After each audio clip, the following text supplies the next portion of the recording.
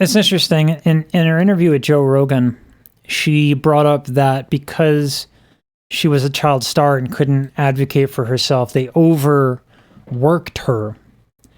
And she has permanent vocal damage on her singing. But, and please don't take this as a cue to go injure yourself, she, as a result of that sound that she has from the damage, it gives it a lot more character and soul, this raspy sound that she can't help but produce. By someone else, and I can tell by the way you carry yourself, but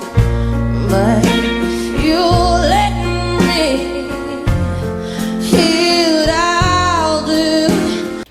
And this is just, I see this everywhere, and I feel like I pointed out in every video where you have a contemporary singing. If you kind of relax, you know what I mean? You're just kind of like chill like this, you know, your lips kind of droop and your soft palate kind of droops. And then if you do that and you get really close to the microphone, it sounds really intimate. And I'm pretty sure if Beyonce didn't start that trend, she popularized it for sure. And so we see it everywhere. And it's even prevalent in genres that aren't R&B and soul now. You carry yourself, but you let me hear what I'll do. Oh girl, I just got to take care of you. And I love and lie. This mic thing that she's doing is really interesting. Mic technique is a big part of modern singing. And so the way that traditionally microphones are used in singing is that you take the microphone, you point it towards your lower lip, and you give it an inch of space. Nowadays, everybody wants this like close, intimate sound, so you kind of almost eat the mic, and you just kind of get a little close and personal. But it's going even farther than that now, where the microphone is sometimes literally inside the mouth, and you can see that here. You let me hear what I'll do. Oh girl, I just got to. Like you see how literally her lips are around the mic. Literally. She's eating the microphone. And the sound that gives you, one of these days I'm going to plug in my dynamic microphone. Oh girl, I just got to take care of you. And it gives you that really luscious low. So even if I take an EQ, which I don't have set up, hold on. So if I take an EQ, where's my EQ? There it is. And I gut all the lows. Even so, if I exaggerate gutting the lows, and I still get a really interesting effect from the proximity effect. Proximity effect is, see how the lower things come into play, right? And so even with the EQ being really, like I took out a lot of lows, you still get a very intimate and interesting sound, even from this. I sound like an AM radio announcer, you know? So yeah, I just thought that was really interesting. That like this actually is purposeful. Love and lies, the same as you. And so you see, that's how I know just what you've been through. But if you let me hear what I'll do, oh girl, I just got to take care of you.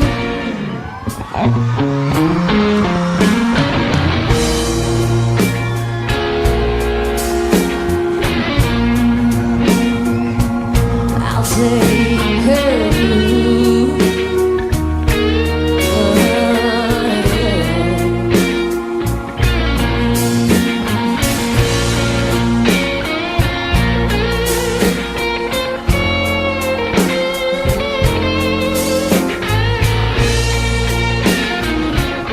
It's funny to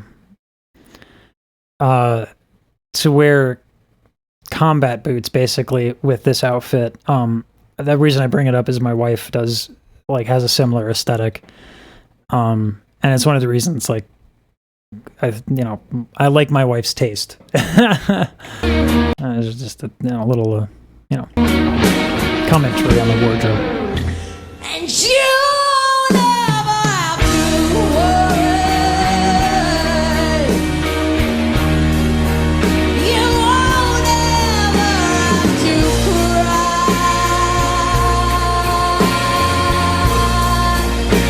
'Cause I'll be beside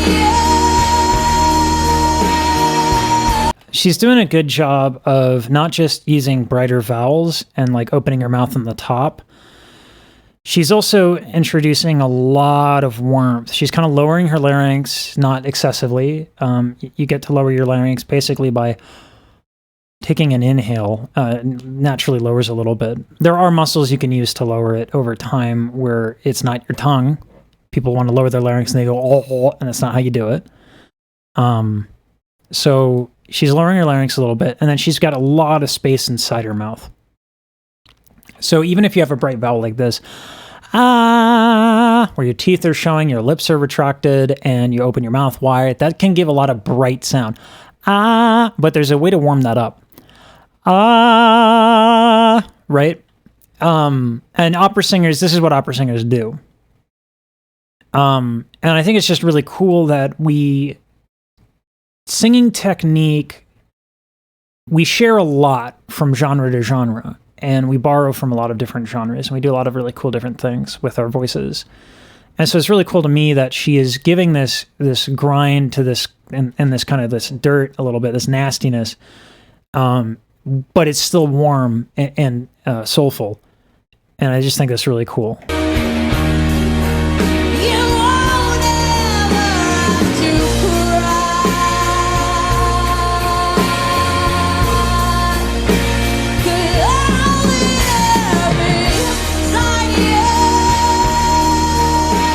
And she does have good vocal technique. I mean, these growls on top are almost certainly intentional, right? A lot of people, the immediate sound of the false folds coming together, a lot of vocal teachers recoil at that. But this isn't really that high. And so if the false folds come together when there's a lot of breath pressure, excessive breath pressure, because they come together when you cough. So when the body thinks you're coughing, false folds will come together as a protective measure. And so that constriction that you hear there, that's literally her throat being constricted by the false folds. That little thing, very prevalent in rock. But just like I talked about before, she's balancing that, and she's giving that constriction, but also keeps making space. And that's the mark of a really great technician, and also, I think, an artist, being able to mix and match these sounds for effect. So she's using the false folds to give that tension, but opening the mouth and lowering the larynx to keep the consistency of the warmth in there. And then this is a super clean vowel. You can just tell that this vowel is wonderfully done. A vowel is basically a manipulation of the vocal tract. And what we do as singers is we do that to manipulate the frequencies. And if you get on a note, you can really tune your throat to highlight that note. And that gives you a tremendous amount of power. So if I go,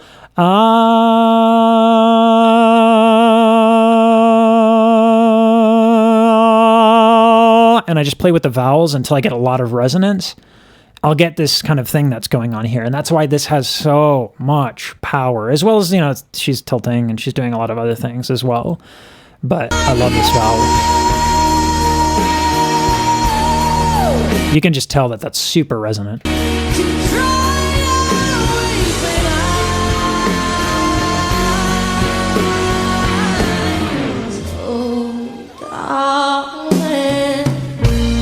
just tell me that you'll be true. 'Cause there's no doubt in my mind. I know what I wanna do. And just so it's one and one is two. What just got? I just got to take care of you. That's really tough. What just got? The vocal fries on the top. And that she can get cleanly out of it. So she phrases it like, you have to remember that everything with the voice is like on a continuum. So a vocal fry is when you're full to go plop, plop, plop, plop together. And when you do that up high, the risk is that they're going flop, flop, flop, and they're very thin. So because they're very thin, they're very delicate. And you have to keep in mind, for a woman, the vocal folds are about the size of a dime. And so when those really small little pieces of flesh thin out even more and you flop, flop, flop them together, you're at risk for what's called a vocal hemorrhage. But if you're really, like, if you're familiar with the style and you really have trained and you're gentle and you know how to do it, what you can do is you can bring it in and out on a continuum. So listen to how she fades away from the vocal fry. That's how you really know she really knows how to do it and really knows what she's doing. She fades away from it into just a straight up clean note. See? I'll take care of you. I'll take care of you. Oh, I'm not done yet. Whoa, yeah!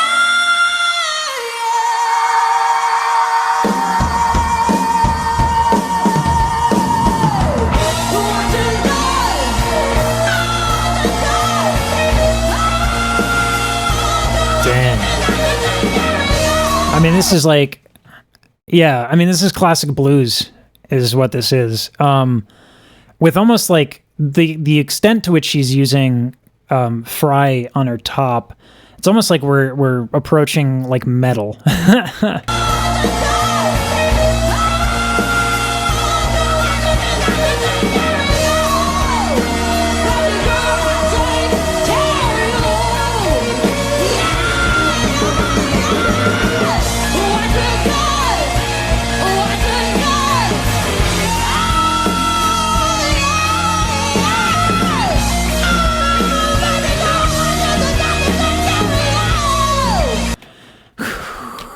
So a big part of doing this vocal fry thing, when you go up, you basically have to maintain a neutral larynx.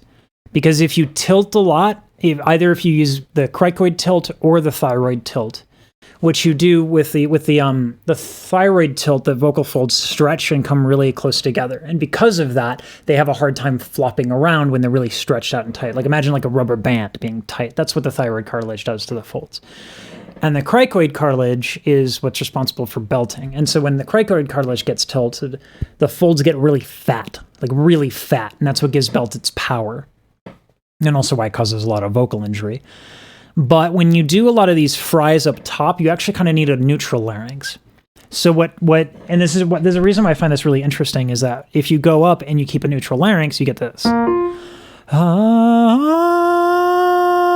get this airy, almost like amateurish kind of sound, because that's what, new singers and inexperienced singers have difficulty transitioning to their top with any sort of power because they don't know how to command any tilt.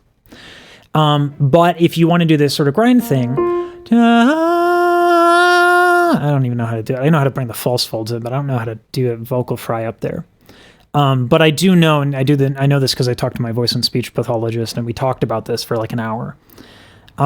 So you have to have control over these different elements, right? So she can belt, it's like there's a lot of coordination, a lot of like gymnastics going on, right? She's been belting, she's been thyroid tilting, she's have a neutral larynx position, and then like frying and then clean, and then, you know, making the vowels really and then adding darkness to that by lowering the larynx and raising the soft palate. Like, she's just been doing a crazy amount of stuff in a very short period of time.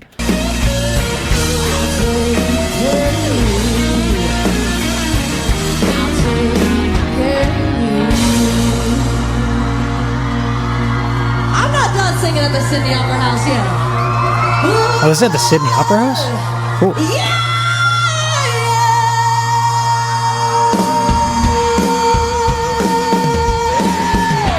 So this is a perfect example of the frying happening on top with a neutral larynx. And then she slowly starts tilting her thyroid cartilage to add that warmth and vibrato. Because when you have vibrato, you're tilting your thyroid cartilage. The thyroid cartilage becomes unstable when you tilt it. That's what gives it the vibrato and the oscillation. So when people make the misconception that vibrato comes from relaxed singing, it doesn't come from relaxed singing. It comes from when you tilt the thyroid cartilage. And notice that the second it starts with the vibrato, the tone warms up.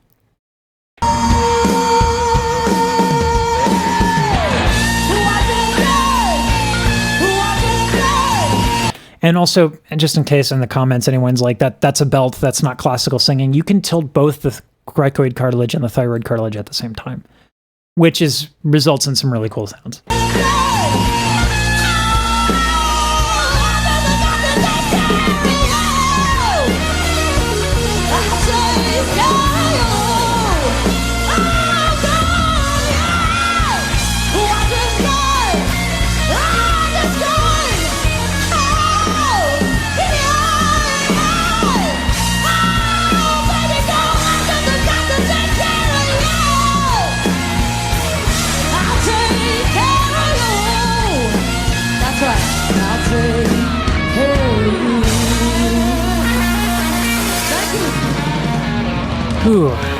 So definitely because I come from a classical background, I'm not usually the like authority on like really heavy distortion kind of stuff like this. Mary Z, who runs the YouTube channel Voice Hacks, is literally a metal screamer, and she's very knowledgeable about the mechanics and how all of this stuff works. So if you're interested in learning this sort of thing, there are resources on YouTube, and I recommend Mary and Voice Hacks. Anytime anyone knows about the anatomy and how these things work, I just respect that. So check her out if you're interested in this sort of a thing.